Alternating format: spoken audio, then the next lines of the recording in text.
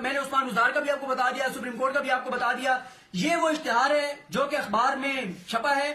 اس اشتہار میں 98 نمبر پر لکھا ہے Liberty market block E/2 Gulberg 3. یہ سابقہ لیز ہولڈر لکھا ہوا ہے, سابقہ lease holder Shell Pakistan limited, اور آگے لکھا ہوا ہے کاوزین اور دعوے دار عمر مجیب شامی. شامی صاحب عمر مجیب شامی. یہ آپ بھی اب نواز شریف صاحب کی طرح یہ نہ کہنے لگ جائے کہ میرے بیٹا ہے تو وہ جانے اور اس کا کام جانے. حضور آپ صحافت میں بیٹھے ہیں, اہم جگہوں پر بیٹھے ہیں, تو اس وجہ سے آپ کے بیٹے کو یہ عمر مجیب شامی آپ بینیفیشری ہیں, آپ کا بیٹا بینیفیشری ہے. سابق لیز ہولڈر ٹھیک ہے شیل پاکستان لمیٹڈ ہے, لیکن بینیفیشری کون ہے, دعوے دار کون ہے, قابض کون ہے, عمر مجیب شامی. ٹھیک ہے, اور چند ہزار روپے پہ.